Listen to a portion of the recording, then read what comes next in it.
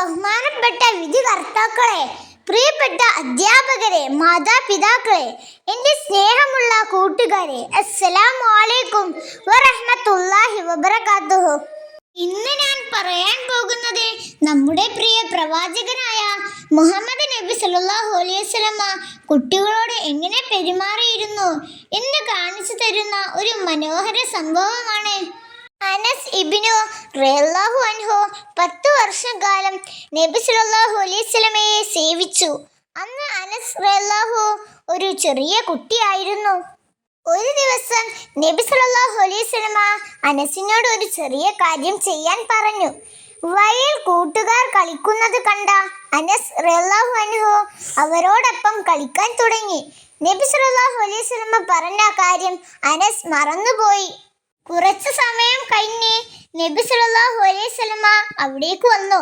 അനസിനെ കണ്ടപ്പോൾ കോപിച്ചില്ല, ശകാരിച്ചില്ല, പകരം സ്നേഹത്തോടെ പുഞ്ചിരിച്ചുകൊണ്ട് വിളിച്ചു, എൻ്റെ പ്രിയ കുഞ്ഞെ, ഞാൻ പറഞ്ഞ കാര്യം ചെയ്യാൻ മറന്നുപോയോ? അപ്പോൾ അനസ് റളിയല്ലാഹു അൻഹു നാണത്തോടെ പറഞ്ഞു, അല്ലാഹുവിൻ്റെ ദൂതരെ, ഇപ്പോൾ പോകാം. അനസ് റളിയല്ലാഹു അൻഹു പിന്നീട് പറയുകയുണ്ടായി, 10 വർഷം ഞാൻ നബി സല്ലല്ലാഹു അലൈഹി വസല്ലമയെ സേവിച്ചു.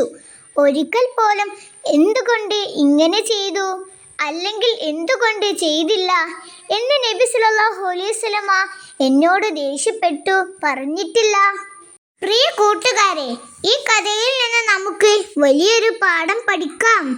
നബി സല്ലല്ലാഹു അലൈഹി വസല്ലമ കുട്ടികളെ സ്നേഹത്തോടെയും ക്ഷമയോടെയും വളർത്തി.